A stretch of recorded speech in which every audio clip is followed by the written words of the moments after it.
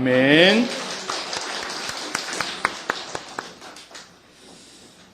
목사라고는 하지만 부족한 죄인이 하나님과 성도님들 앞에서 감히 주일 설교를 하게 되어 대단한 영광이 아닐 수 없습니다. 목사님께서 주일 강단을 맡겨주신 데는 큰 의미가 있다고 생각을 합니다.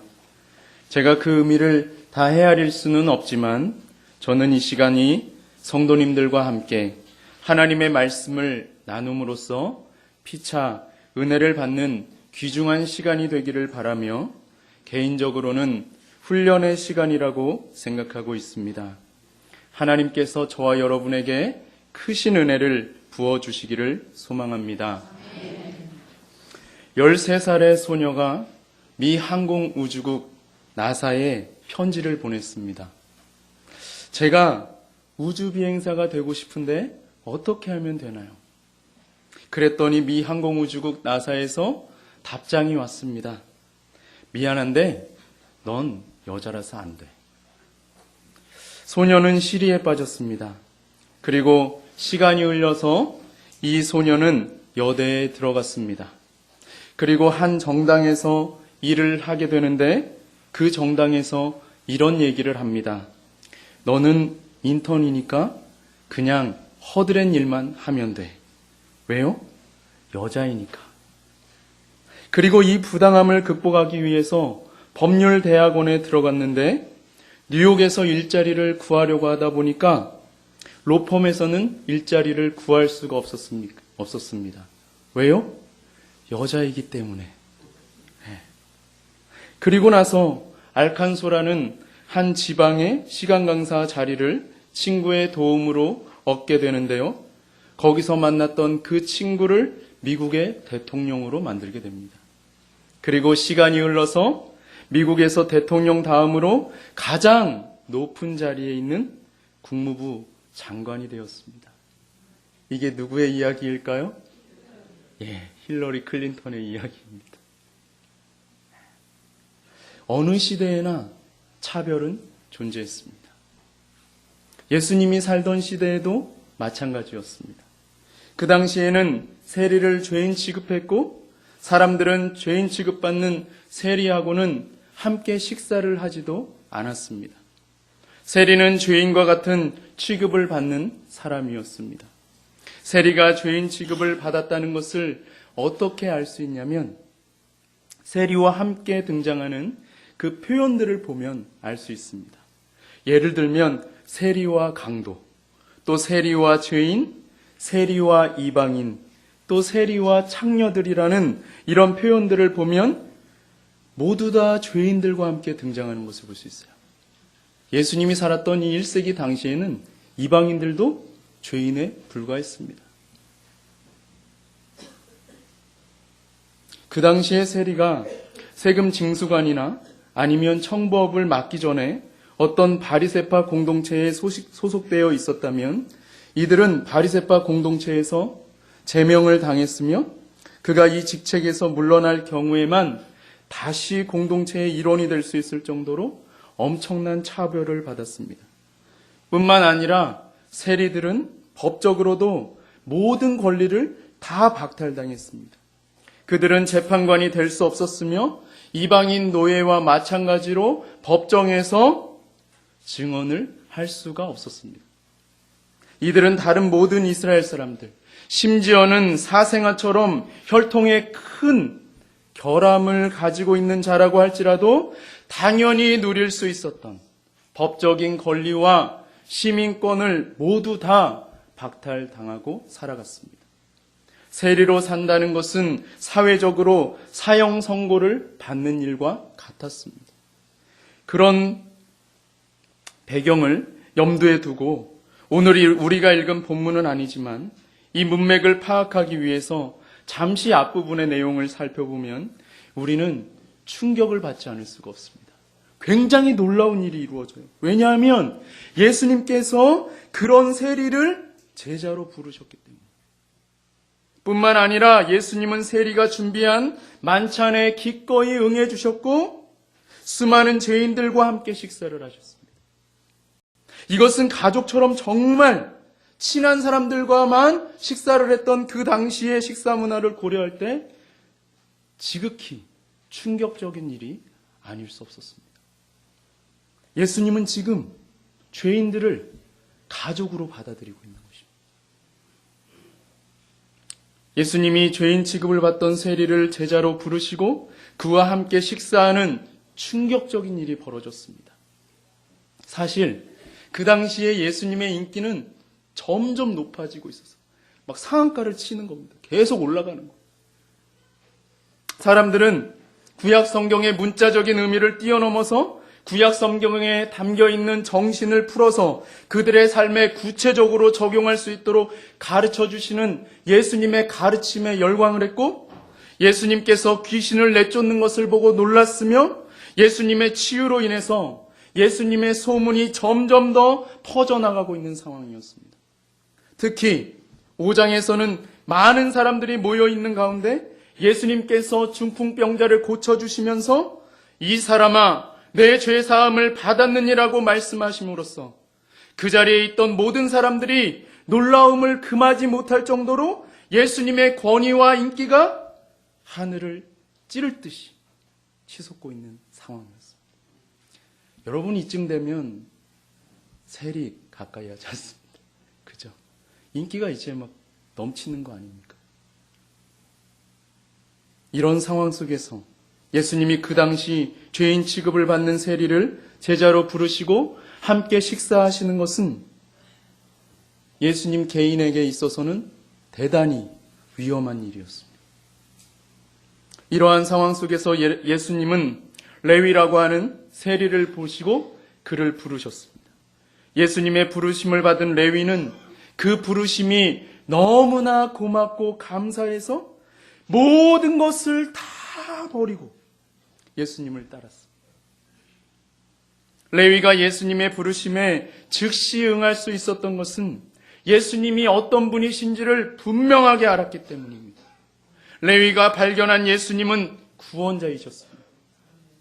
그러던 어느 날 레위가 예수님을 위해서 자기 집에서 정말 큰 잔치를 벌였습니다. 이 잔치는 그냥 평범하게 한 끼의 식사를 함께하는 그런 자리가 아니었어요. 각종 음식들이 풍성했고 많은 죄인들이 초대를 받았습니다. 그 자리에는 예수님과 죄인들이 함께했고 예수님을 비롯해서 많은 세리와 죄인들이 마음껏 먹고 마시며 즐거워했습니다.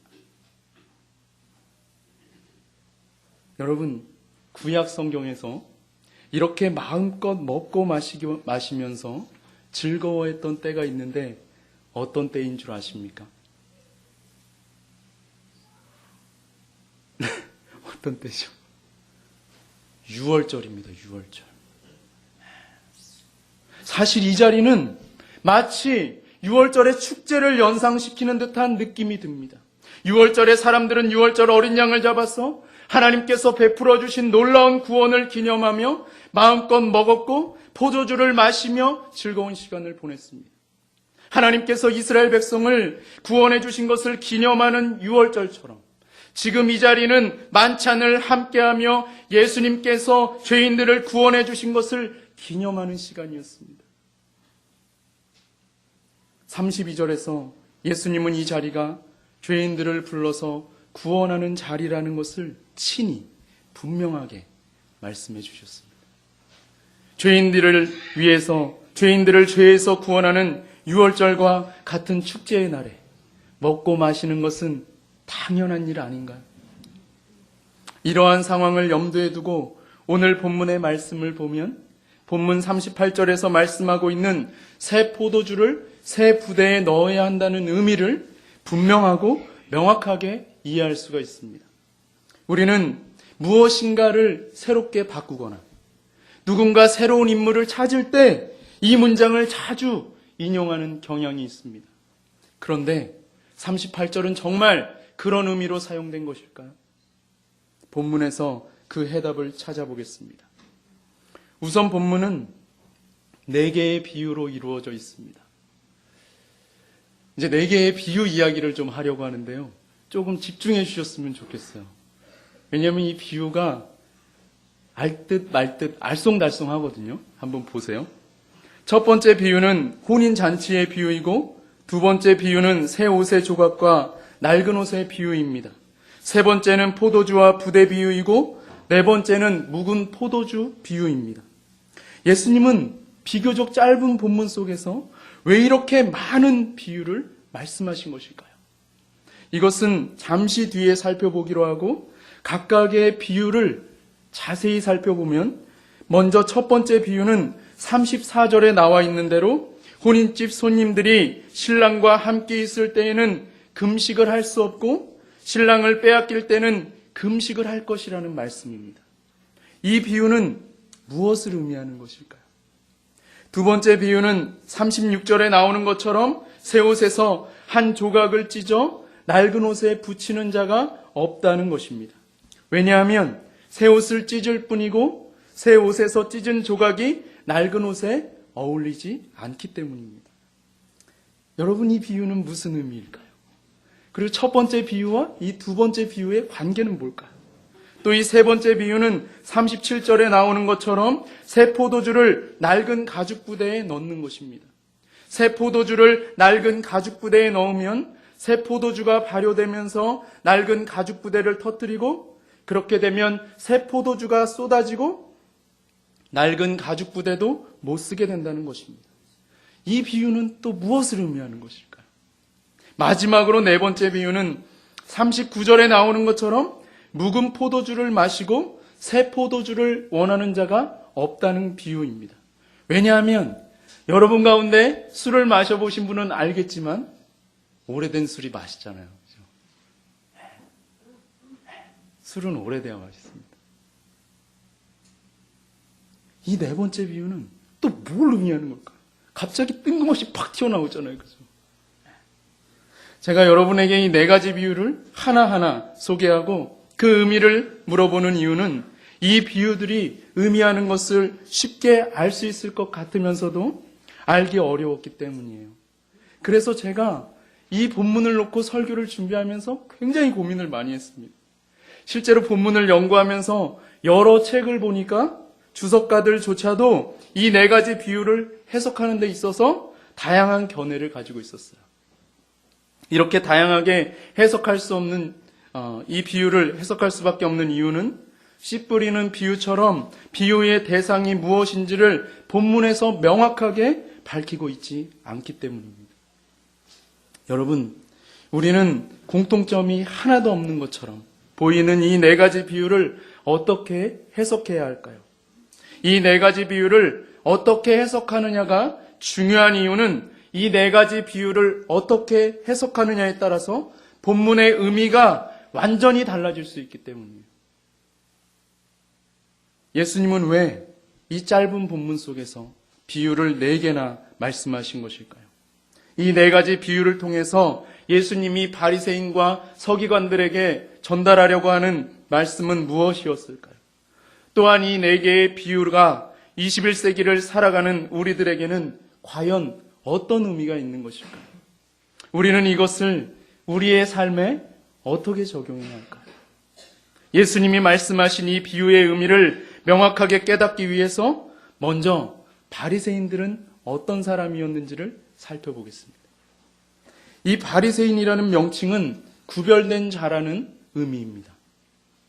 즉, 바리새인이라는 명칭은 그들만이 이스라엘의 참된 공동체요 성도들이라는 것을 의미했습니다. 그래서 이 바리새인이 되려면 먼저 바리새인들로부터 바리새인들이 제정한 정결 규례를 굉장히 복잡한 정결 규례가 있었거든요. 그러한 정결 규례들을 모두 다 엄격하게 지킬 수 있다는 신뢰를 받아야만 했습니다. 이런 이유 때문에 그 당시 종교 중심적인 정치와 문화를 고려할 때 바리새인이 된다는 것은 엄청난 자부심을 갖기에 충분했어요. 바리새인들은 자신들이 참된 메시아적 공동체, 즉 구원의 대상이었던 백성 가운데 하나님에 의해 선택된 남은 자들이라고 여겼습니다. 특히 예수님 당시에 이들은 고정된 기도 시간을 엄격하게 지키는 것을 매우 중요하게 여겼어요. 더욱이 예수님이 제자들과 세리들과 함께 식사하는 것은 대단히 부정적인 행동이었습니다. 그래서 바리새인들은 예수님께 매우 공격적인 질문을 한 것입니다. 33절을 보십시오.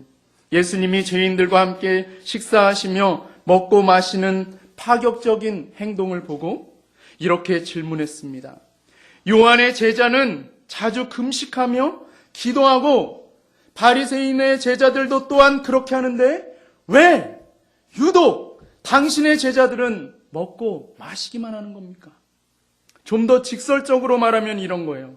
왜 당신과 당신의 제자들은 금식하며 기도하지는 않고 죄인들과 함께 먹고 마시는 것입니까?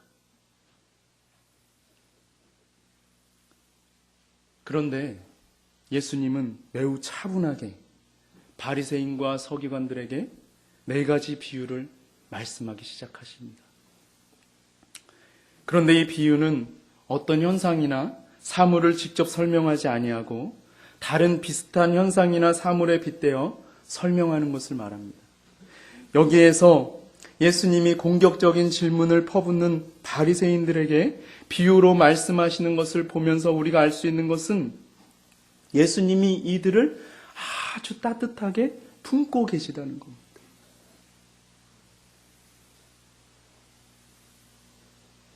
또한 이 비유들은 그들의 일상생활과 관련된 매우 쉬운 것들로 이루어져 있어요. 왜 이렇게 쉬운 것들로 말씀하셨을까요? 그것은 이들이 쉽게 깨닫고 돌이키도록 하기 위해서였어요. 이제 4가지 비유의 의미를 살펴보겠습니다. 앞에서도 말씀드린 것처럼 이 4가지 비유는 바리새인과 서기관들에게 한 것입니다. 그래서 이 4가지 비유는 2가지 공통점을 가지고 있는데 첫째, 그것은 모두 사람에게 초점을 맞추고 있다는 것입니다. 첫 번째 비유에서는 혼인집 신랑과 혼인집에 온 손님들에게 초점이 맞추어져 있고, 두 번째 비유에서는 새 옷에서 한 조각을 찢어서 낡은 옷에 붙이는 사람에게 초점이 맞추어져 있으며, 세 번째 비유에서는 새 포도주를 낡은 가죽 부대에 넣는 사람에게 초점이 맞추어져 있고, 네 번째 비유에서는 묵은 포도주를 마시고 새 포도주를 원하는 사람에게 초점이 맞추어져 있습니다. 그런데 첫 번째 비유를 제외하고 나머지 세 비유는 모두 다 부정적인 것을 강조하고 있습니다. 첫 번째 비유와 나머지 세 비유가 강조하는 것이 다른 것은 첫 번째 비유는 때에 관한 비유이기 때문에 그렇습니다. 나머지 세 비유가 강조하고 있는 것은 모두 다 부정적인 것입니다. 첫째, 새 옷에서 한 조각을 찢어서 낡은 옷에 붙이는 사람은 없다. 둘째, 새 포도주를 낡은 가죽 부대에 넣는 사람은 없다. 셋째, 묵은 포도주를 마시고 새 포도주를 원하는 사람은 없다는 것입니다. 이렇게 보면 새 비유가 가리키는 공통점인 의미가 한 가지 있다는 것을 알 수가 있어요. 자, 모아지죠. 그게 뭐냐면 바로 지혜로운 행동이라는 겁니다. 예수님은 지금 이 세 가지 비유를 통해서 바리새인과 서기관들이 어리석은 행동을 하고 있다는 것을 가르쳐 주시고자 했던 거예요. 이들이 행한 어리석은 행동은 무엇일까요? 예수님이 죄인들을 죄에서 구원할 분이시라는 것을 알지 못한 것입니다. 바리새인과 서기관들은 구원자이신 예수 그리스도를 알아보지 못했기 때문에 죄인들과 함께 먹고 마시는 것과 금식하며 기도하지 않는 것을 지적한 것입니다. 그럼에도 불구하고 예수님은 이들을 따뜻하게 품어주셨어요. 이것이 예수님이 4번씩이나 다른 비유로 동일한 것을 말씀하신 이유예요. 아마 저 같으면 막 화를 냈을 것 같아요. 지금 내가 선한 일을 하고 있는데 지금 순수한 동기로 지금 죄인들을 구원하고 있는데 어디다 대고 지금 화를 내냐고. 그죠? 저라면 진짜 그랬을 것 같습니다. 지금도 제 안에는 그런 모습이 좀 남아있거든요. 네. 그런데 예수님은 화를 내지 않으시는 거예요. 전혀. 오히려 그들의 어리석음을 스스로 깨우치도록 지금 우리에게는 매우 낯설지만 그 당시 생활 속에서는 매우 익숙했던 4가지 서로 다른 비유를 들어서 아주 쉽게 설명을 해주시는 거예요.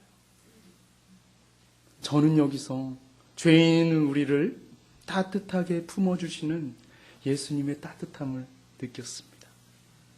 누구든지 예수님 앞으로 나오기만 하면 예수님은 그를 따뜻하게 품어주세요. 그가 비록 예수님께 따지러 나왔다고 할지라도 예수님은 그를 따뜻하게 품어주시는 분이십니다. 사랑하는 여러분, 가슴이 따뜻한 이 예수님께 나아가지 않으시겠습니까? 이제 한 가지를 더 살펴보려고 합니다. 예수님께서 이 38절에서 말씀하신 새 포도주는 새 부대에 넣어야 한다는 이 말씀의 의미가 무엇일까요? 레위의 행동에서 그 해답을 발견할 수가 있습니다. 우리 다 함께 27절과 28절을 읽어보겠습니다. 시작.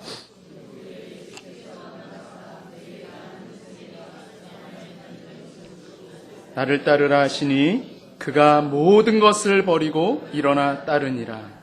아멘. 여러분, 레위가 예수님을 따랐는데 어떻게 따랐습니까? 모든 것을 버리고 일어나 예수님을 따랐어요. 레위가 모든 것을 버리고 일어나 예수님을 따르는 모습, 이것이 바로 새 포도주를 새 부대에 넣는다는 의미라는 것입니다. 새 포도주를 새 부대에 넣는다는 이 의미를 문맥에 맞게 해석하지 않으면 우리는 이것을 다양하게 자신의 입맛에 맞게 해석할 것입니다. 그것을 주관적인 해석의 오류라고 합니다. 많은 사람들이 성경을 해석할 때 이 주관적인 해석의 오류에 빠짐으로써 하나님께서 의도하신 뜻과는 전혀 다르게 성경을 해석하고 그 결과 수많은 이단들이 나타났었습니다. 사랑하는 여러분, 저는 여러분이 성경을 곡해하지 않으시기를 바라요. 여러분은 새 포도주를 새 부대에 넣으셨습니까? 이 자리에 계신 여러분은 지금 모든 것을 다 버리고 예수님을 따르고 있습니까?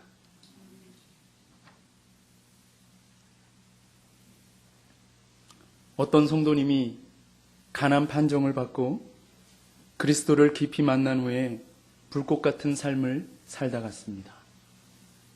그분이 다니시던 교회 목사님에게 쓴 편지의 내용입니다. 들어보십시오.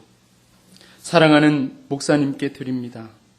제 육신과 영혼이 가장 힘든 상태에서 음부 속으로 내려가는 것 같은 상황에서 목사님께 펜을 들었습니다.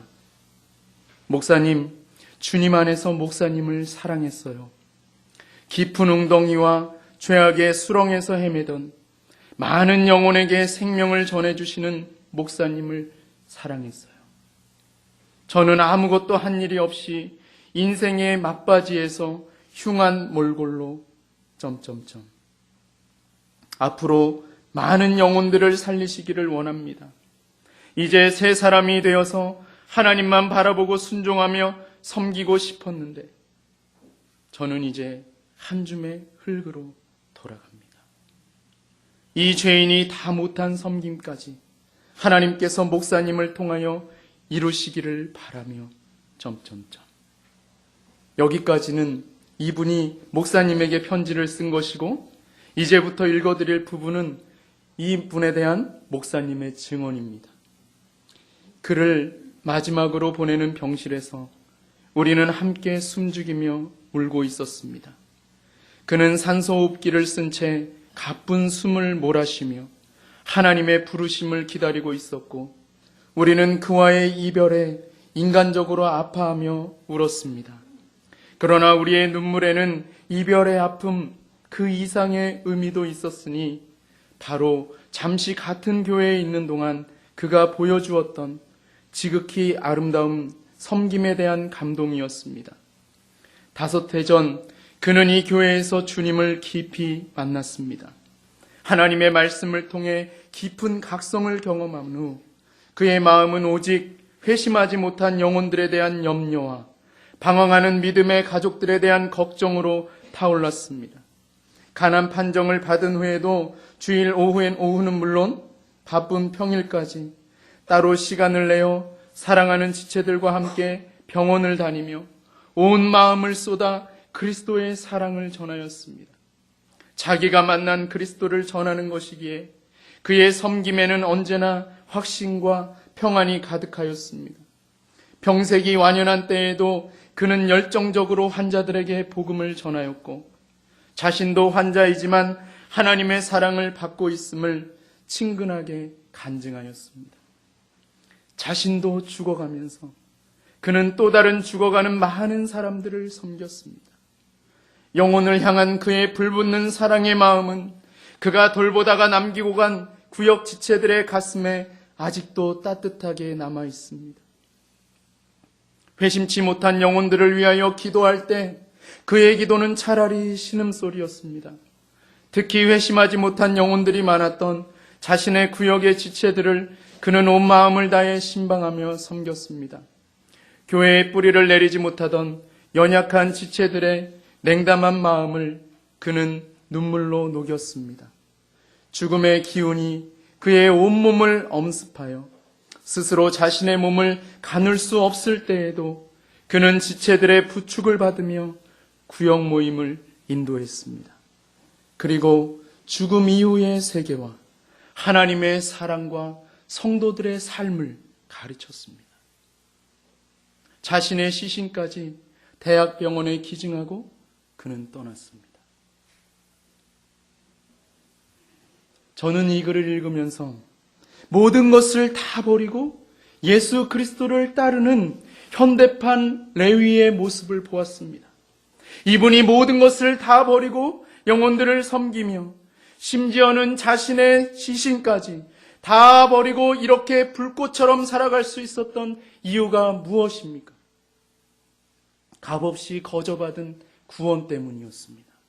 하나님을 깊이 만났기 때문이었습니다.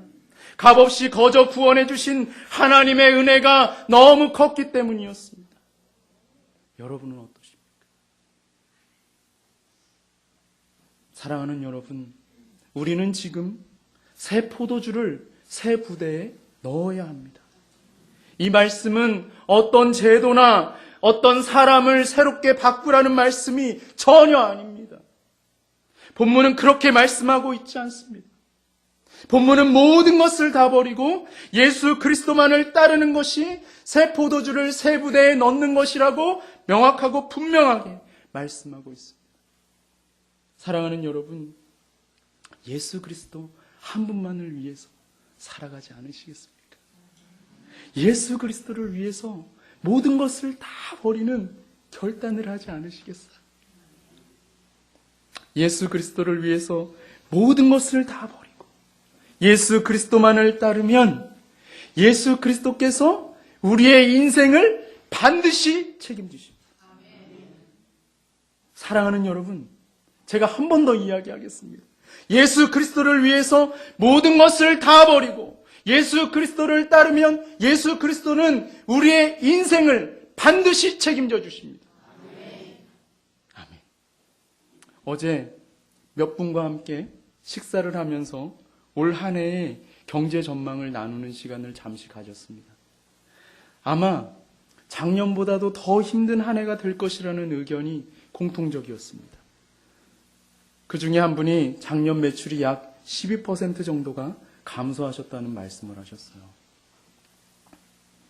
그 말씀을 듣고 올해의 경제 전망이 더 어두운 것을 감안할 때 올해는 더 감소할 수도 있다는 생각을 하면서 저는 성도님들이 정말 힘들게 살아가시는구나, 그런 생각을 잠시 했습니다. 아둥바둥하면서 살아가는 우리의 삶에 이제 희망은 전혀 없는 것 같습니다. 그냥 그렇게 사는 거지 뭐. 그런데 여러분, 희망이 정말 없는 것일까요? 저는 그렇게 생각하지 않습니다. 우리에게 희망은 있습니다. 우리의 희망은 오직 예수 그리스도 한 분이십니다. 예수 그리스도께 모든 것을 다 맡기는 자를 예수 그리스도께서는 반드시 책임지실 것을 저는 믿습니다. 사랑하는 여러분, 새 포도주는 새 부대에 넣으십시오. 예수 그리스도를 위해서 모든 것을 다 버리자는 말입니다. 그러면 예수 그리스도께서 우리의 인생을 우리가 책임지는 것 이상으로 안전하고 튼튼하게 책임져 주실 것입니다. 올 한 해 동안 아무리 어렵고 힘이 든다고 할지라도 모든 것을 다 버리고 오직 예수님 한 분만을 따름으로써 하나님께서 우리의 인생을 책임지셨다는 은혜의 간증을 올해 연말에 다 하시게 되기를 축복합니다. 다 함께 기도드리겠습니다. 살아계신 하나님 아버지,